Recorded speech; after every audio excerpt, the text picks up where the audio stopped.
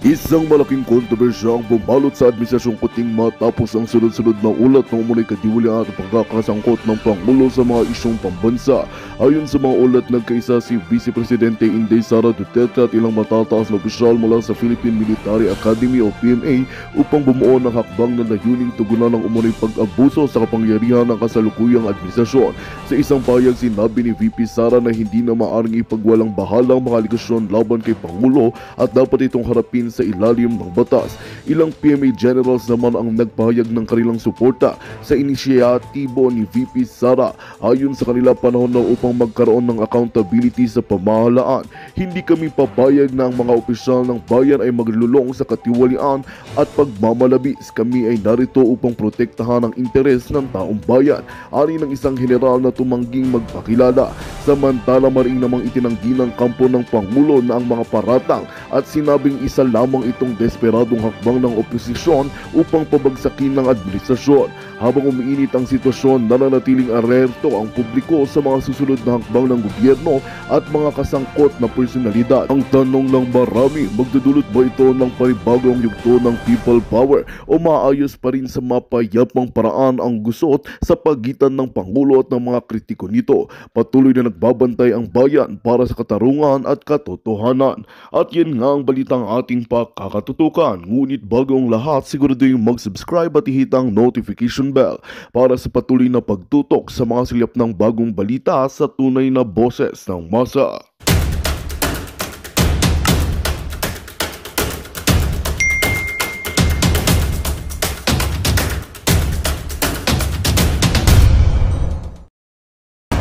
Pag-usapan natin itong post ni Brigadier General Orlando De Leon.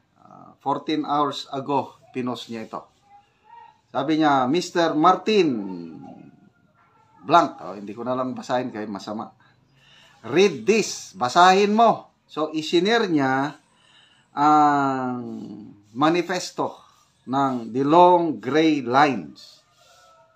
Ang Long Gray Lines, yun ang tawag sa mga PMA cadets and alumni. Yung pag magparada ang mga PMA cadets,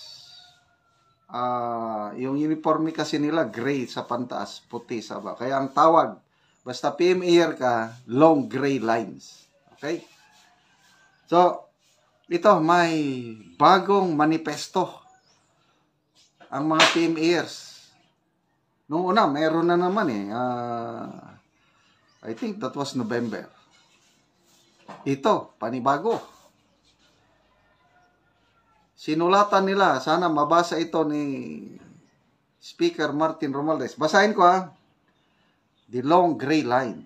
Dear Speaker Romualdez, we, the undersigned retired officers of the AFP and PNP, members of the Philippine Military Academy cadets and alumni, and members of UP Vanguard, and concerned Filipino citizens and taxpayers, are compelled to address you regarding pressing issues under your leadership as Congressman of the 1st District of Leyte and Speaker of the House of Representatives. We firmly believe that your actions or lack thereof have undermined the integrity of the Philippine government and disrespected the trust of the Filipino people. Mabigat yun. Yung ginagawa o walang ginagawa ng speaker, nalalagay sa alanganin ang integrity ng Philippine government. Tapos dinesrespeto ng Speaker of the House yung tiwala ng taong bayan. Okay, tuloy. So there are I think 4 points na ini-raise up ng mga PMA generals. First, under your leadership, the national government debt has ballooned to 15.89 trillion as of September 2024. Sa ngayon, umabot na ata ng 16.09 as of December. Despite this alarming figure, you have endorsed a 6.352 trillion budget for 2025, which exceeds the projected revenue of 4.64 trillion by 1.712 trillion. Such fiscal irresponsibility risks bankrupting the Philippine government and burdening future generations with insurmountable debt. So, mabigat na naman ito, fiscal irresponsibility. Ang income ng Pilipinas for 2025 is only 4.64 trillion. Ang budget, 6.352. So, may budget deficit, mangungutang na naman ng 1.712 trillion. Okay. So, yan, ang unang issue, fiscal irresponsibility. Second issue. Second, 26.7 billion from DSWD's AKAP program was diverted for a people's initiative to amend the Constitution. This misuse of funds intended for displaced Filipino workers is not only unethical, but a betrayal of public trust. Such acts, if true, demand accountability and transparency. So, AKAP. No?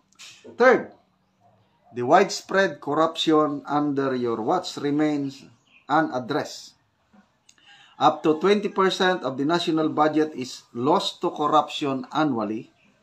This reality diminishes public trust in Congress, often referred to as the Philippines' biggest criminal syndicate.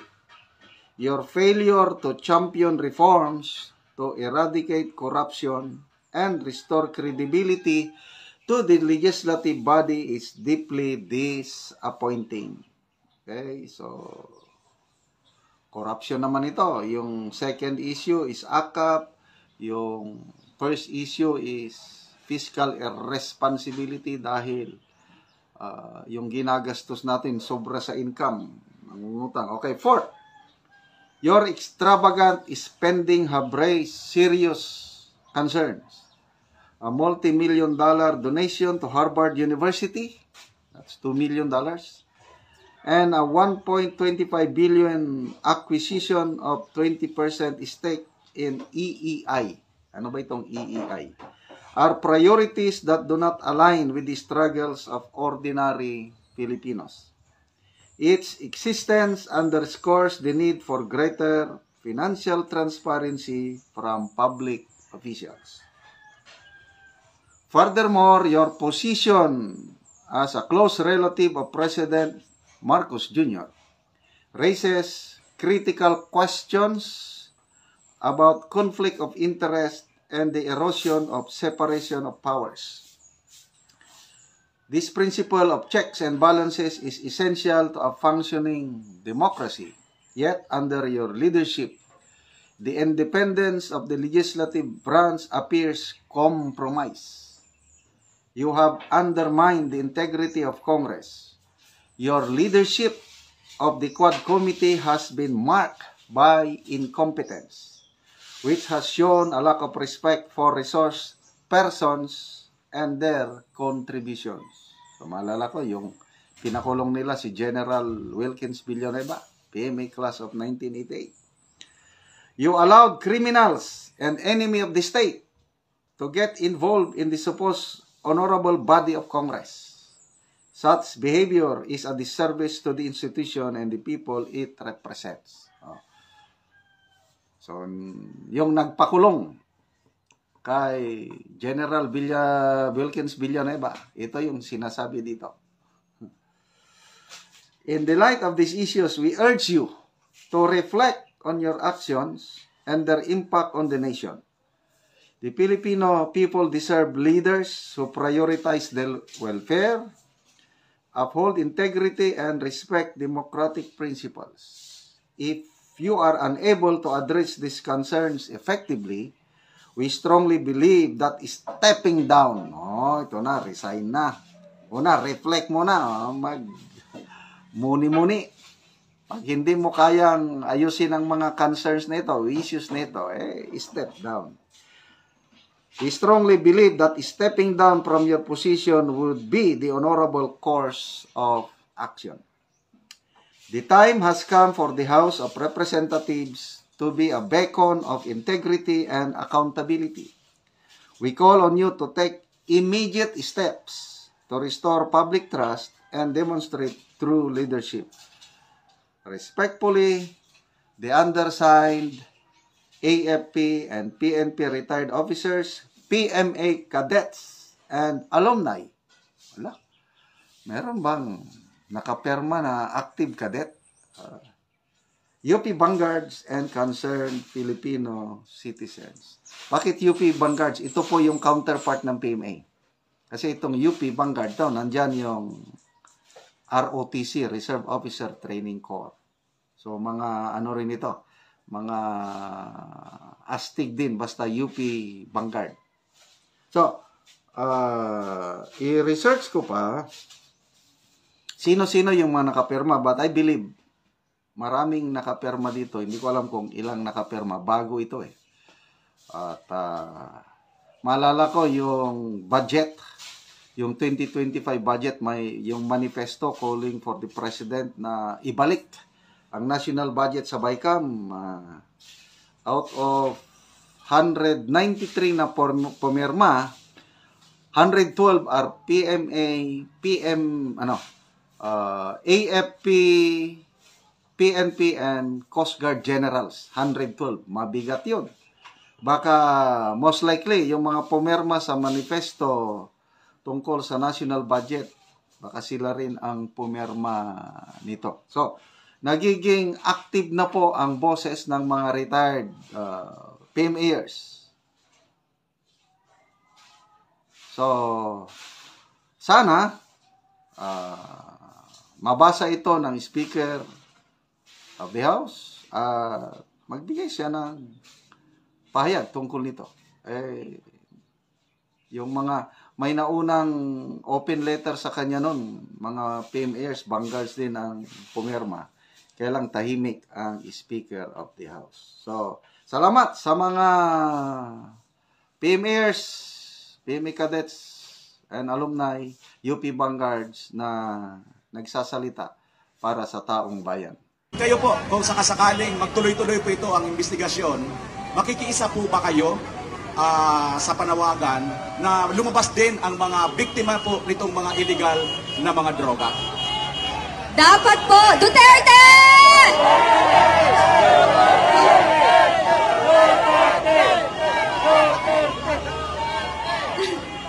Nakakatuwa.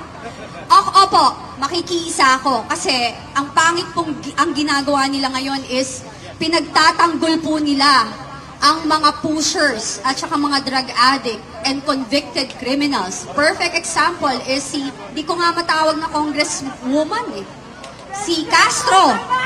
Diba? Naglalakad na convicted criminal. Tapos etong ating mahal na lawyer na nagtatanggol sa mga IPs, nagtatrabaho ng malinis.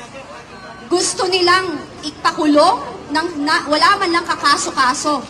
Anong ibig sabihin nun, di ba? It's a sign of bullying and harassment. At siya ay isang babae ang nakakatawa. Ikaw, Castro, kapal ng mukha mo. Dapat nakakulong ka. Kapal ng mukha mo. Di ba? Kapal ng mukha! Kapal ng mukha! Di ba? Kapal ng mukha! Kasi dapat, ang akala ko ba, ang kaliwa is pinagtatanggol niya ang mamamayang Pilipino. Bakit siya sinisira niya or binababoy niya ang, mga tao na walang kalaban-laban at normal lang at walang posisyon, Then ako, lalaban talaga ako kasi kailangan malaman din nila sa mga biktima. Ako naman, naniniwala ako na ang mga pushers and addict pwedeng magbago. Pero choice nila. Kapag nanatili silang pushers and addict at namerwisyo sila sa lipunan, di ba? Kaya maraming namatay, na-rape ng addict, pusher, na, maraming pinagbentahan ng droga, kaya kumalat ang addict. Alam ko mahirap ang buhay, pero choice po natin, pumili na magkaroon ng trabaho na matino at maayos. Miss Cathy, kasi sa group chat natin sa Die Hard nandoon ka. nagtataka ako, kasi nasa mga ilang Zoom meeting kami with Kati Binag, nagtataka ako, bakit nakafocus kay Duterte, kay kay Attorney Lopez, yung issue, na hinahamon ko kayo, mga congressman, bakit hindi si Kati Binag ang tawagin ninyo nang ilalabas ni Kati Binag ang USB na hawak niya? Yes! Dapat yun ang tanong. Kasi, kilala ko si Martin. Kaya nga kinagulat ko yung kanyang pagbabago. Alam niyo ho, eto, ang pagkakakilala ko kay Martin, ang bait. Wala na now. Wala na now. Nagbago lahat. Nalulungkot ako. Kasi, alam nyo, ayan, yung mga kongresista dyan, sinira na nila ang future ng kanilang anak. Hindi lang sila, yung future ng kanilang anak, dadalhin ng kanilang anak yung ginagawa nila ngayon. Kala nila okay sila ngayon. Ilang taon lang ba tayo nabubuhay? Bukas makalawa, hindi nga natin alam di ba? So, yung protection nila is habang nakaposisyon sila. Hanggang kailan yan? Di po ba? And you know, lahat sa politics, sa politika, lahat ho ay temporary lamang. Wala hong permanente. And sa ginawa nila, sinira nila yung kanilang pagkatao. Dapat naway, lalo yung matatanda dyan. You know, wag na tayo magpaka-plastic dito. Alam nyo, total, si Abante ginagamit niya ang Panginoon. Nakikita ng Diyos lahat kung ano ang katotohanan. Yung nangyayari hong masasama ngayon, sa totoo lang, kagustuhan ho ni Lord to. Para po makita talaga natin kung ano yung totoong nangyayari sa ating bansa. Mataas na bilihin, bagyo, yung flood control projects. Alam mo, eto pa, kine-question nila ang confidential fund. Lahat ng politician ay, nagtatrabaho sa gobyerno, ay may confidential fund. So ang hamon ko, sa Quadcom, buksan natin ang libro ng lahat. Lahat na may confidential fund, buksan natin. Kung kini-question nyo ang confidential fund ni BP Sara, you want to be fair and square? Maging transparent tayo. Ilantad natin lahat kung wala kayong tinatago. Yun lang po. Ms. Kati Binag, follow-up question lang po. Balikan lang ho natin yung issue sa drugs tungkol po kay Bongbong Marcos. Kung ipatawag po ba kayo sa Quadcom, haharap po ba kayo upang isalaysay po ninyo yung personal encounter po ninyo kay Bongbong Marcos na gumagamit po ng ipinagbabawal na gamot? Haharap ako, pero hindi ako pipirma ng, waiver. You know why? Because I know for a fact na yan ang gusto nilang mangyari. Makokontempt ka, bababoy. Hindi ako takot sa baboy yan, nababoy ako for 10 years po. Pero lalaban ako ng harapan. Pag sinigawan ako, sabihin ko, wala kayong karapatang sigawan ako. Wala kayong karapatang sigawan ako. Hindi ako pumunta dito para bastusin nyo. Yan ang maisog! Diba? Yung po yun. Kasi nasira ang Kongreso sa ginagawa nila. Hindi naman ho lahat ng kongresista. Nandyan nga po si Congressman Marcoleta. Diba? Nagsusupport nga, nagagalit sa ginagawa nila. Pero, ang akin, ang hamon ko sa mga kongresista, tumayo po kayo. Magkaroon ho kayo ng backbone at mga bayag. Sa mga kababaihan, maging babae ho kayo. Total, ina ho kayo ng tahanan, ate kayo. Tingnan nyo ho nangyari kay Atty. Lopez. Tingnan nyo nangyari kay Atty. Lopez. Imagine niyo kung nangyari yan sa mga kapatid nyo, nanay nyo, ate nyo, tita nyo, kamag-anak nyo, mahal nyo sa buhay, anong gagawin nyo? Tapos kine-question nila, tinatawag nila si VP Sara na may tama sa utak, hindi kalmado. Kahit sa akin mangyari yan. Kasi ang problema, ang mainstream media, hindi nila nilalabas ang kabuuan ng storya. Diba? Kaya yan ang problema. Hindi lahat nila nilalabas. Yung story, we were there. Ang sabi niya, diba, ang nangyari sa kanya, nasa Zoom tayo Nag-collapse na si Atty. Lopez, hindi na siya kumikibo. They were asking for help. It took 2 hours for them na na may papuntahin. May doktor doon, ayaw papasukin. So ano gusto niyong maramdaman ni VP Sara? Isang kaibigan yan. Hindi lang basta kaibigan, matagal niyang kaibigan at empleyado niya. Yan ang leader. May malasakit sa kapwa. May gagawin ba nila yan? Babantayan ba nila? Babantayan ba nila yan? Hindi. Yung trauma na ginawa, sabihin nila drama. Drama, gusto ko nga po, sana magsalita yung nanay ni Atty. Lopez. Sana po magsalita. Hindi nyo maintindihan kasi may pera kayo, mayaman kayo, you think you're powerful. Wala akong pinaka-powerful dito sa buong mundo kundi ang Diyos. Kaya kayo lahat tatamaan na kayo ng latigo ng Panginoon. Yun lang po. Miss Katibinag, final question na lang po. Last na lang. Nung na-interview po kayo ni Maharlika, ang sinabi nyo ho, na meron kayong hawak na USB, kung saan ikwento mo lahat yung pagkakilala at pagsasama ninyo ng dati ninyong boyfriend, kasama po si First Lady Alisa Aranita at saka si Bongbong Marcos. Kailan nyo po yan ilalabas? Meron ng may hawak, lalabas na yan soon. Yun lang. Simpleng sagot. Last question, Miss Cathy. Kaya, yung sa mga nagko-call na ilabas ko na, let me do give me my time. Yes. Hindi ho tayo pwedeng magpadalos-dalos. Alam niyo ho yun? A friend of mine even told me, yung hawak mo, Cathy, can put this administration down. So yung sinabi niya, kaibigan ko yan sa Congress. So ako, gusto natin, dati pa natin gustong ilabas, pero meron ng may hawak. Okay. So last question, Miss Cathy Binag. Galing po ito, walang iba kundi kay Placido Piloso po. Okay, plus. Ay, Miss Cathy, magandang gabi po. Magandang gabi. Alam niyo mga kababayan, dahil po sa tapang ni Miss Cathy Binag, palakpakan muna po natin, na siya ay lumantad kahit na po ang kalaban ay isang presidenteng bangag. Lumantad po siya, nagpaliwanag, siya po ay naka-impluensya ngayon at nakakuha ng inspirasyon ang mga biktima ng droga. At meron na pong isang sumabay kay Miss Cathy Binag. Yan po ay nagngangalang si Miss Yumi Santiago na aking kababayan sa Bataan. Maisog din po siyang lumabas at nagsiwalat kung ano ba ang buhay ng isang naging biktima ng droga.